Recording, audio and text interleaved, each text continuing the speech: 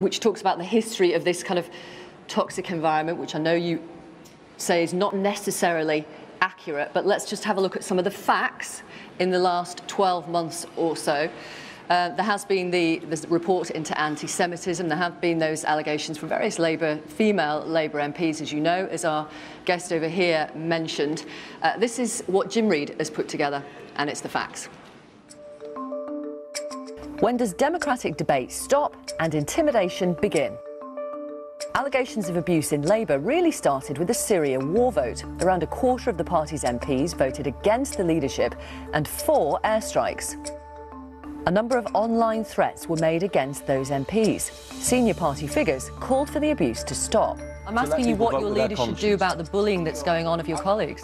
What a firm line needs to be taken, a code of conduct around social media. There cannot be abuse. Some of the threats were blamed on activists linked to Momentum, the pressure group set up to support Jeremy Corbyn's leadership campaign. There was talk of unsupportive MPs being sacked or deselected if they didn't fall into line. Momentum insisted it wasn't organising deselections and said it strongly disapproved of bullying. You're Nazi apologists. You're Nazi apologists, rewriting history. A few months later, and allegations of a different kind of abuse in Labour. This time, Ken Livingstone and Labour MP Naz Shah were both suspended from the party after claims comments they made were anti-Semitic or anti-Jewish. An independent inquiry was launched into racism in Labour. Morning, Mr Corbyn. Why are you continuing to hold on, Mr Corbyn? Then it became clear that Jeremy Corbyn would face a leadership challenge. Thank you so much for coming along. A brick was thrown through the window of the constituency office of his early rival, Angela Eagle. Is it true you've had death threats?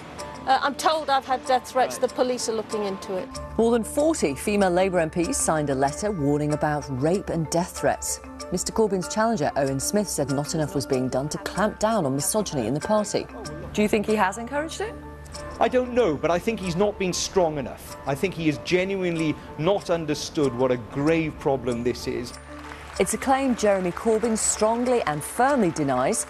He points out, too, he's also been the subject of much abuse and adds there should be dignity even when there is disagreement. Where there are disagreements in our party, we settle them through democratic means.